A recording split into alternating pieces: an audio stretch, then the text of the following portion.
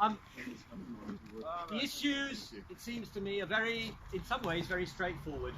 I've been prevented from standing as a Conservative. Somebody said I've been cast out into the light.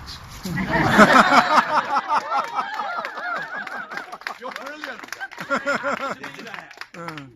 I want to get the message across in this constituency. It's up to this constituency to make up its mind. It's going to be, there's only two candidates who can win this election. Whoever the Conservative Association decides to select at the end of this coming week, or me. Very simple. It's a choice for everybody in the constituency. I know what I want. I think Brexit is a disaster and nothing is going to change.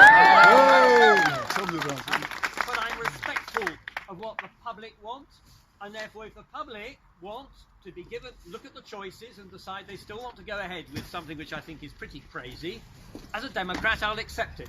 But what I will not accept is what has been tried to be imposed on me as an MP, which is to sign off something which I consider to be catastrophic without actually going back and saying to people, these are the choices available.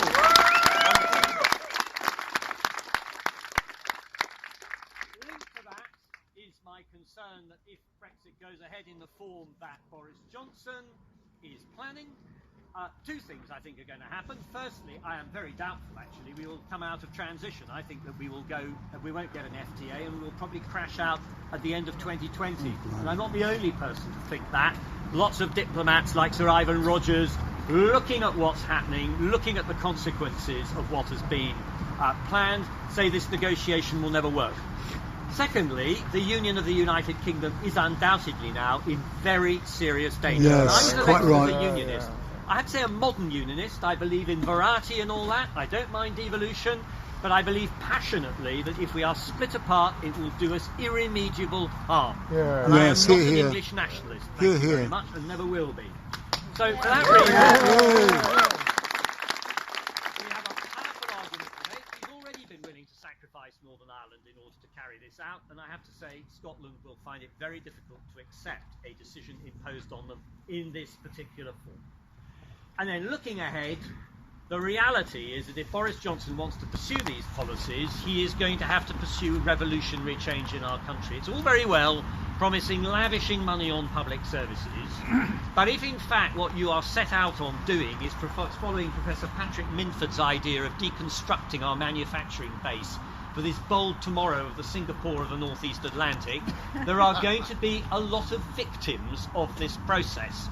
And I'm a moderate person in my outlook, and I don't consider we should do politics making victims. Well said. Public services, it's always the problem of reconciling how you generate the wealth whilst at the same time providing the public services you need. It's going to go on forever, and politicians would like to resort to a lot of hyperbole, whatever party they come from sometimes, saying there are easy fixes that aren't. But people of a moderate disposition know the reality of that, are prepared to try to work to make sure that public services are improved and the most vulnerable are looked after, and certainly do not develop a devil take the hindmost form of economics. Whatever masquerading behind I care for you, he may be willing to put out. So that, for me, are the defining issues in this election. Of course, there will be other issues which are going to come up on the doorstep, local issues, other things. At the outset there, I'm not suddenly going to change my spots. I've tried to be a responsible MP. I don't always necessarily get it right, but I will continue to try to provide a good service to my constituents, come what may, if they want to keep me. Those are the basic issues. That's what we're going to go out and try and sell this afternoon, get feedback. We did our first canvass yesterday. I thought it was a remarkably uplifting experience, and there are more of you today than there were yesterday. I can't thank you enough for coming. We are going to do, I don't know how long, Daniel, about 2.5, 3 hours of work. If those of us afterwards who would like to resort to a place of refreshment, the question is where? Newtown Beaconsfield is not well supplied with that. Old Town Beaconsfield, a mile down the road, has the Saracen's Head, which is a large hostelry at which all sorts of things can be procured, from coffee to matters stronger. And I suggest actually, at the risk of ending up down there, that is probably the best place to meet, but I can't really think of anywhere immediately. Saracen's Head in Old Town Beaconsfield. Mile down the road. Sorry? Is Johnson a Saracen? We can take his head. Well, it might become called Johnson's Head in due course. That would be an interesting example You never know your luck.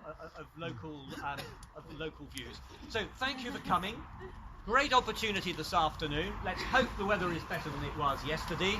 And we're dedicated to doing Saturdays and Sundays. You may have noticed that people after dark are not keen on opening their doors, and therefore we're going to have to concentrate on these 2 days. Thank you for coming. Hope to get an opportunity of seeing lots of you during the course of the afternoon, and I hope that you enjoy it.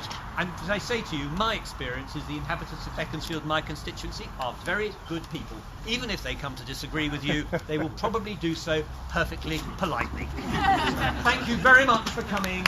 And thank you.